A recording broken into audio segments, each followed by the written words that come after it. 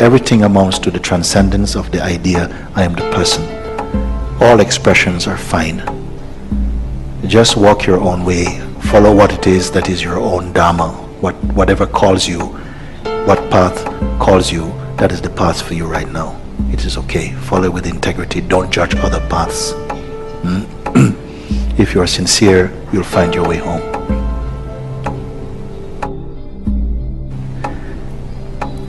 If God is infinite, then surely God must also be in you. He cannot be infinite everywhere else except you.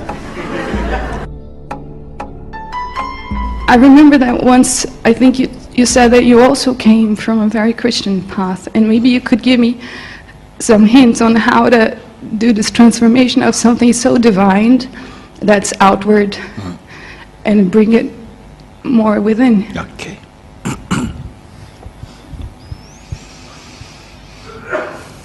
When we have the conviction we are merely mortals, body-mind conditioning, you cannot but see that something is flawed, meaning it's not perfect. The body-mind conditioning cannot be, even the most arrogant mind, cannot be seen to be perfect. It's inconsistent. You see? It cannot control its projections. It cannot control its desires. It's enslaved by passions. So that that in fact is a sort of safety net for the ego, because he knows somehow I'm bound by my own projections, my own desires and fears show me that I cannot say that I am perfect, that I am that. You see? So as long as that is our ruling conditioning, then we must somehow recognize the higher power, the supreme power. This is important. That's also a perfectly beautiful way of consciousness in expression also. It's another way in which it comes to recognize itself through the path of surrendering our arrogance, our ignorance, and like this personal identity. So then God feels to be outside, because how could he be inside? Because inside is dirty. So how could God be inside? So with my dirty self, I can only hope, please God help me to be more clean and like this. But this dirty self is only dirty thinking, dirty mind. Because when the self identifies, when you are born, so to speak, as a body-mind, you're not born as a person. What is born is the body is born, and at some point consciousness manifests inside that body. And consciousness is not primarily a person. In the human body, it appears as a human being, and like in a donkey, it appears donkey consciousness, the dog consciousness, butterfly consciousness, human consciousness, different expression. Just like one electricity is coming into this place. In the light bulb, it shows as light. In the fan, it turns as this. In the fridge, it makes things cold. In this machine, it records things. In another one, it plays music, like this. But electricity is none of those things. It expresses depending upon the instrument in which it's expressing and the functionality of that instrument. In this instrument, consciousness has a very wide capacity to demonstrate its diverse potential. If it believes I am this body-mind, it will be programmed into that kind of conditioning, and it will live in the notion of itself as just being a body-mind person. I was born in this place, these are my parents, my grandparents passed away, this, so and so. This will be the spectrum of your experience, you see. But here it is found that this body-mind, it's not constant, and it's not unchanging, it's constantly changing. It's more like a verb than a noun. It's constantly changing. It only seems to be fixed because the consciousness that is the root of the person, that is consistent. The person is not. It is the consciousness that is experiencing itself as consciousness, but with the delusion, I am a person, that gives the sense of the person being consistent. You see? But at the personal level, the person is always changeful. Moods feelings, ideas, beliefs, projections, arguments, judgments is constantly, it's like a muddy water. It's always like this person. But in the mind and in memory, it gets like a psychic photograph of the self, and you think that you are constant. But that constancy is the consciousness. When a human being begins to move beyond the layer of conditioning, of believing I'm only my body-mind, when it moves beyond that, it begins to recognize there's a field beyond the conditioned mind which has no quality in it. It's pure. It's like space. But it's an intelligent space. It's not an inert space in which the body-mind itself is beginning to be recognized that this is not ultimate. This is not ultimate. Like this, it recognizes it. And from that place now, the definitions that we're holding together as a person cannot hold anymore. One recognizes, but the person is seen. By what is it seen? So there is always space behind that question, and a deeper space is recognized. Like this, one begins to recognize. Some beings somehow will come into that recognition. When you come into that recognition, you will start to feel that the divine is here. If God is infinite, then surely God must also be in you.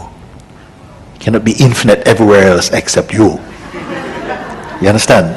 So then somehow gradually that understanding, this awakening comes more into reality. Then some people say, how dare you say you are God? It's blasphemy. And then you say, but wait, but it's more blasphemy to say you are not God. That you can exist independent of God, meaning consciousness. Is the other way around? How can I not be? I can only feel I am not that when I identify only with the body-mind. Then I feel like I'm the body-mind, which is a miserable state actually.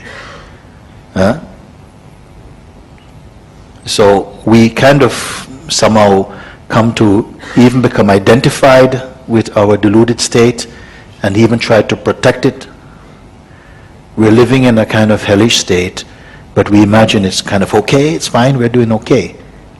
That's what Bob Marley say, no, you think you're living in heaven, but you're living in hell. This feeling, he's true about this one. You're in a state where it's an aggressive state, selfish state, and we're still somehow protecting that state. But something is calling you, pulling you inwardly into a deeper realization of what is really here when you say I. At first I is taken to be body, mind and person. Then I becomes presence. And in presence, all what I'm speaking becomes easily understood. Then even presence is seen, that itself is also a phenomenon. When a being comes to the position where even presence is itself perceived, you're in the unspeakable. You cannot define. And then you will not find any fault, particularly with the religions or any other expression. You'll know that they are expressions of consciousness. Consciousness is the greatest movie maker in the whole world. It is making all this, good and bad, right and wrong, you, me, heaven, hell, this, that. All of this is the dance of consciousness. But you will not be oppressed by it. You will see it only now. You'll understand the role playing of existence and the role playing of consciousness in the form of personality. And it will be a very different picture for you. You see? Contemplate these things. If you don't know this, everything else actually is a waste of time. Whatever you learn, you're going to have to discard it at some point. So better you find this thing first.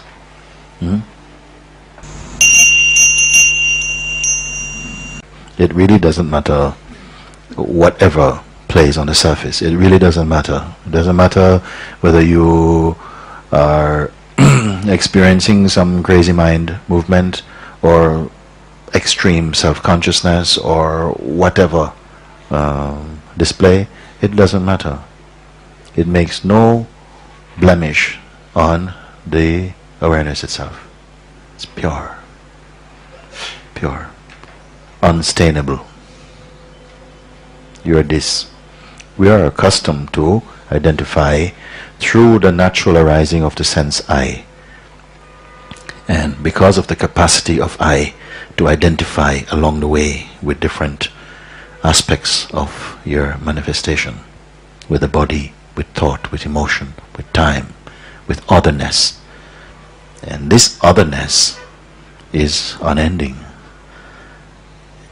So wherever there is identification with any experience or object or person in a relationship, the consciousness temporarily occupies that position as I. But it has the capacity to also stay only as the witness. It has this power to observe without identifying, without participating. Initially, it may observe actively, meaning that it's actually watching, observing the movements of time and objects and thought and emotion. Then gradually, as it becomes more mature, it begins to observe not only the movement that it perceives, but the inner reaction to those movements, which are more intimate to the sense of self. Then even those reactions, which are felt to be more personal also, it also observes. And then also, who is the one who suffers from the impact of any thought, then also it's able to observe. Don't get too caught in this now. Somehow it has to be said, I'm saying this. But gradually, its observation becomes casual, passive. It's not hunting or paying excessive attention to any thought or any phenomenon now. Everything becomes a soup of sensations. It's okay. Occasionally it can dip into that soup. It can focus even on the minutest detail without losing the sense of its totality, of its unity. This power you have. But somehow the more energy we give to the mind and its promiscuity with thoughts, then the more your energy gets fragmented. The more you begin to ignore these thoughts, or at least if ignoring them seems difficult, holding on to the awareness only. That's maybe easier. Just when I say hold on to the awareness, do we understand what I mean by this? Stay put, be one with that. Stay as the awareness. Does this confuse? Is this a confusing message, you see? Be only the awareness. Does it seem like a complex, impossible thing to hear? No, it means I don't say become the awareness, I say remain as the awareness. It's already here. Meaning, don't go out through the senses. Don't go out with them for now. Let them be there. You feel hungry, eat. Tired, sleep. Whatever, let that happen. That is not the trouble. That is not nothing of this is in the way of anything. It's only the mind is saying, when I do this, then I do that. It's not true. You believe it and it feels true. Now you begin to see that everything is permissible. Everything is okay. But initially, it might feel, no, I better not go out. If I go out, I get into trouble. So for a while, you stay in. You stay in and remain one with the self, consciously. Contemplate the self. And so the inner power gets more strong. Then at a certain point, you can go out, and any amount of movement will not disturb you. Gradually, by and by, this stability, a stability is present. And gradually, the interest in the external, the pull, the gravity, the suck to go out becomes weaker and weaker. Then at some point you don't even say, oh, I lost my concentration, oh, I forgot myself. No, all these things will become redundant expressions for you. You will not say it anymore. Or I may say, you will not find yourself speaking like this anymore. It will just not make sense. For me, it doesn't make sense, but it makes sense because I understand within your own belief structure, your mind has created its own private mythology. And it is living within the rules of its own making. So I can see when you speak like that, yes, I understand why it sounds like this. But I'm trying to pull you, smash your prison house, burn your house down, so that you can be in your infinite self and to see that there's nothing to be afraid of, you see.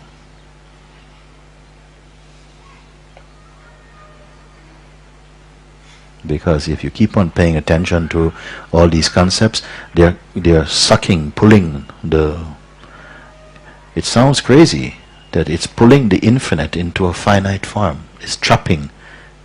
It's as though somehow this belief in all these things is holding the beingness hostage into some shape that it doesn't naturally belong to.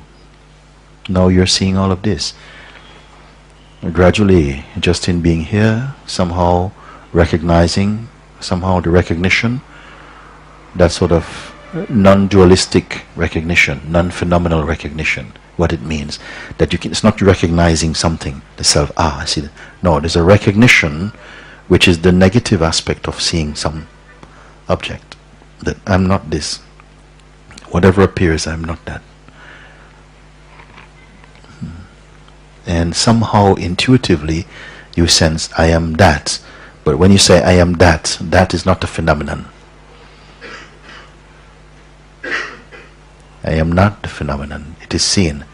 Not just said, it is seen. I cannot be this, because witnessing of this is taking place. It is already evident that I cannot be that. The witness is apart from it. Can I say something more?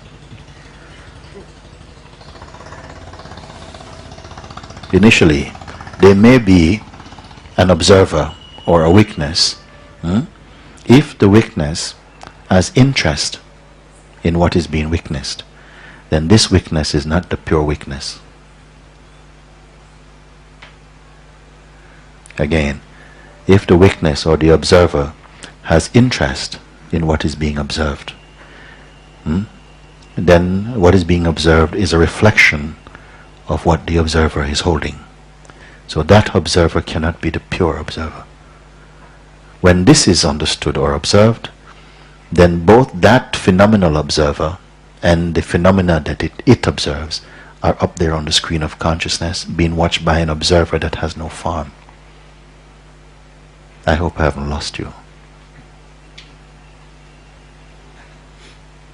Words make things seem more complex. What I'm pointing to is wordless, very subtle.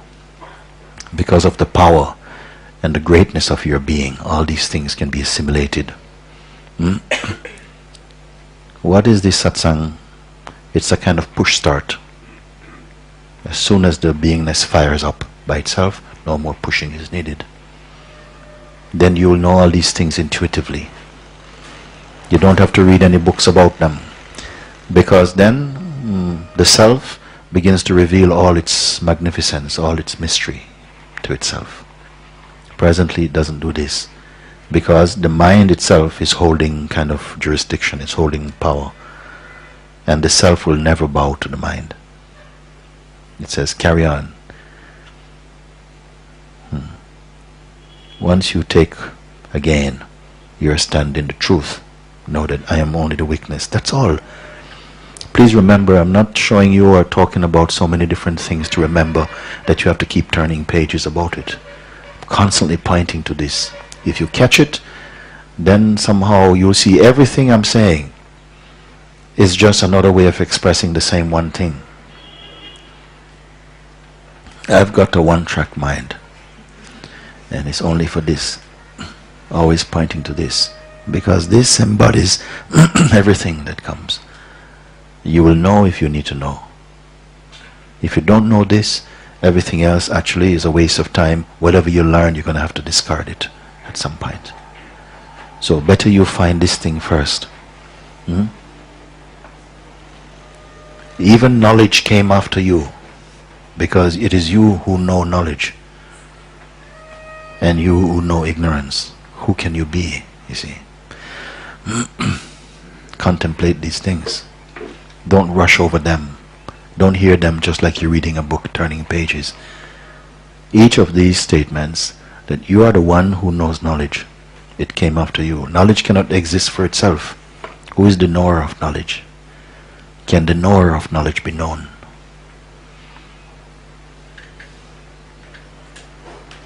Does it have a shape? So just this question, initially the mind will not take up this question because of the very potency of the question. It will swap it for a secondary question, an easier question, an objective question that can be satisfied but not deeply satisfied. But this question, why are you running after knowing all these things when the knower of them you don't know? Who is the knower of all this knowledge? Who benefits from it, you see? But just find out who is the knower. Who is the seer of all this world, all these worlds? Who is the perceiver of all these worlds, all these thoughts, all these concepts? Can you point away from yourself and say it must be there? Everything is funneling back right to your own self. When you begin to take your attention away from the objects that are appearing and disappearing and put it towards the subject, the perceiver of them, then you cannot miss that you're home. If you keep looking at the objects, you're constantly journeying. You're on a journey always to the next stop, to the next place. Who is the one who will recognize the destination itself? It's only you. So these are simple things, but they are fundamental knowledge. There's not a great, if truth is what you are seeking, there are not many things you need to know just to be pointed in the right direction. This thing, find this thing out, and through finding this out, whatever else needs to be found out, it will be known to you. That is the master key.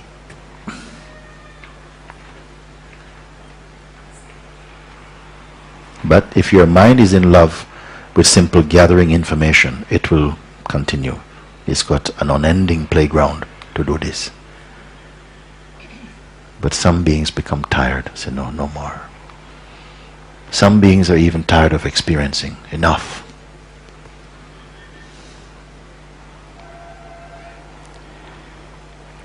My mother was one of them. I told about it.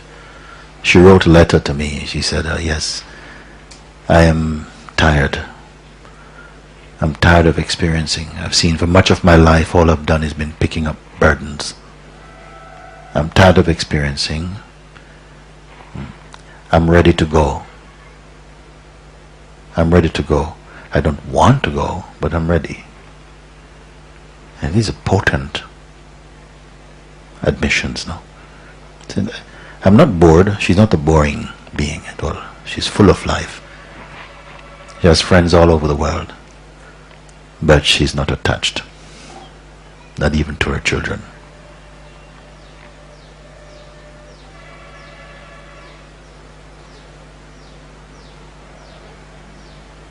We are attached to thoughts. If you're attached to thoughts, you have thousands of children. You have to look after them. And they'll always be pulling at your skirt.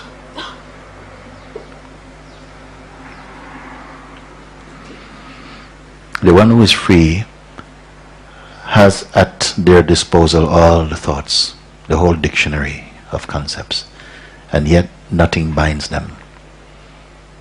Why? No attachment, no identification. Because we are afraid to lose our identification, our identity, we cling to the past. You imagine you are going to lose something valuable.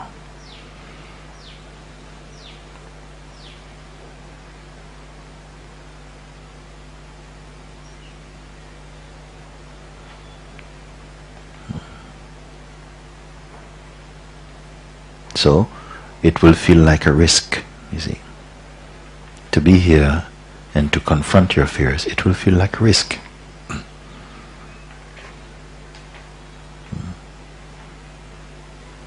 But as these layers, they fall away, great laughter and joy comes, replaces them.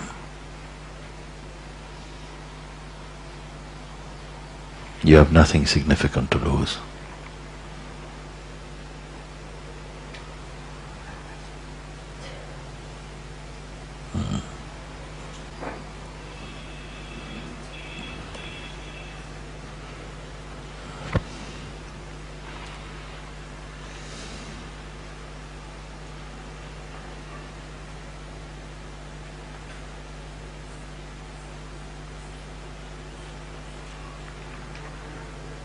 When you come to the point where this question is put to you, can the perceiver be perceived?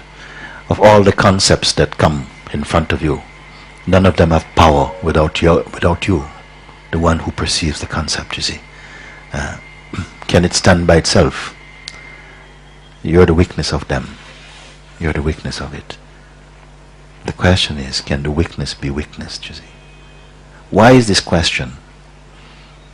Because intuitively you know you're in the position of the weakness. Spontaneously you know when we refer to the weakness of all else, it's you, not another. The weakness has the taste of I am the one who witnesses. But somehow this question is there because the sense I am is given over to the body. It's being given over to a sense of individuality, of being a person and so on. When you say I, constantly we are thinking of person, you see. So the question, can that which perceives, even the person, even the sense of personality is perceived? Intuitively in the feeling I, then can this I itself be a person? Can the I be perceived? And you, only you can find out.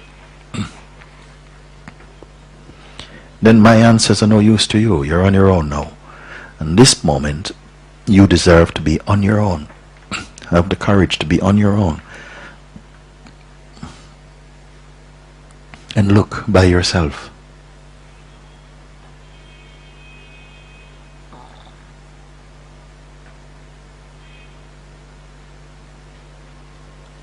Until you became awake, this world could not appear.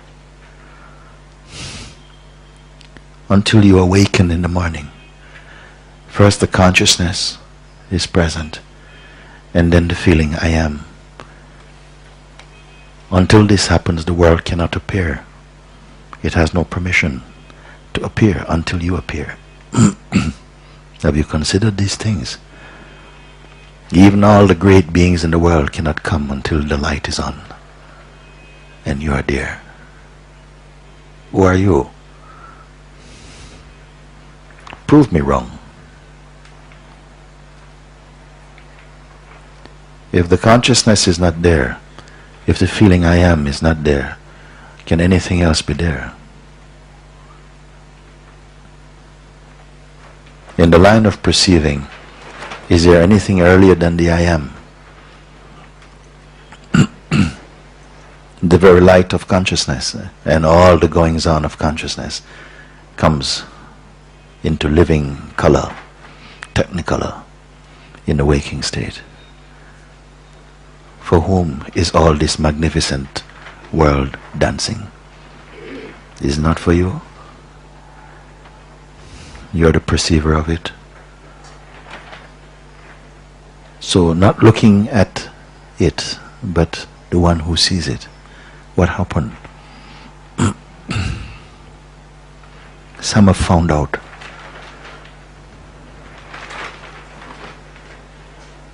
Some are finding out. Maybe they don't answer with words anymore, but the discovery is oozing out of your presence when you see. It's not what you say with your words, but what you have assimilated, what you have seen for yourself. You alone can see.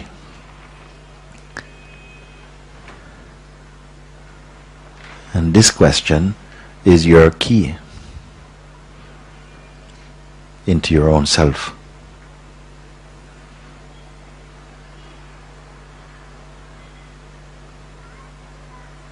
You stay with this question.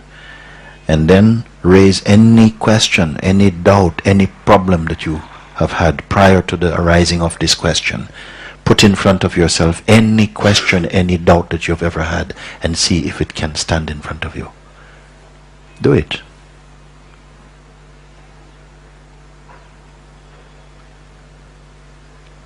I have not come here to entertain you, waste my time, your time talking. I want to see if you take it. You've made the effort to come here. Now fulfill it. Until then, you're bringing second-rate, third-rate questions and observations, tired old things, as though they are meaningful. Now, accept this question. Have the courage to see the auspiciousness of this question. Stay with it, because it's your question.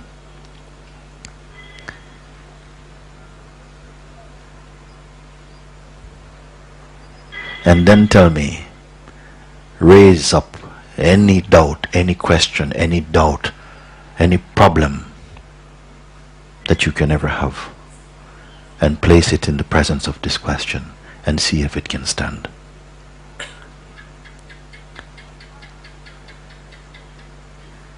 And this is my challenge to you. Then when you speak, you can put an intelligent question. Don't keep talking domestic questions, fish and chip questions. Put something that really gets the pulse going. Take a risk. Put forward that question or that doubt that is throbbing in the core of your being. Don't offer questions about, relationship. Yes, yeah, okay. We pass, okay.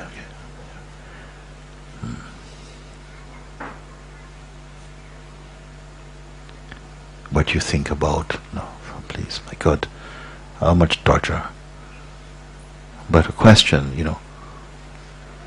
who sees all these things?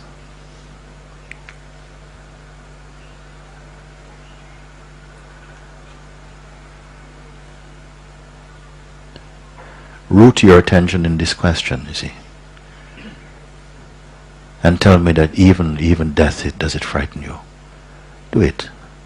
And this I offer everyone, no. All the books are offering so many concepts, so many ideas, so much paths to walk, things to see, things to do, practices to make, mantras to make, pilgrimage. We won't be cynical with these, but you don't need this now. You have come again to the source.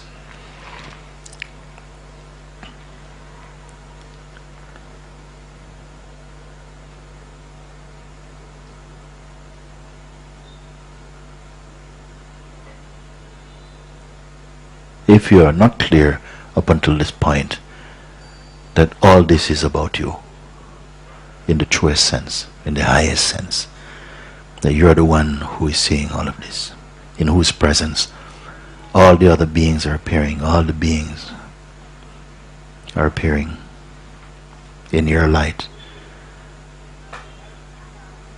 Yours are the eyes that are seeing, and even the seeing you are seeing. But can you be seen? Who are you? Are you material or immaterial? In the final analysis, when everything boils down, is there something we can look at?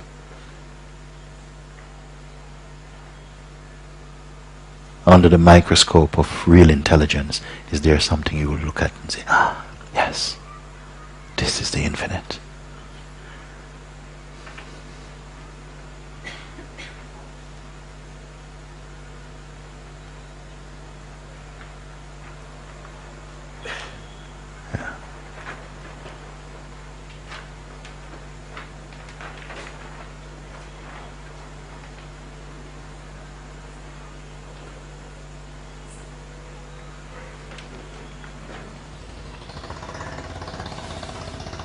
initially, they may be an observer or a witness, if the witness has interest in what is being witnessed, then this witness is not the pure witness.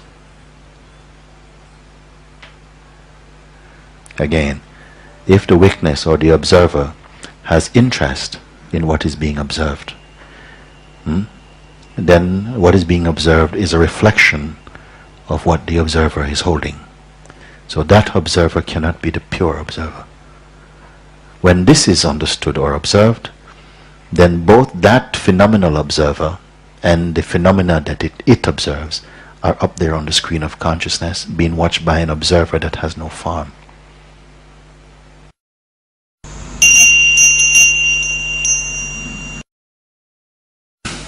Contemplate these things.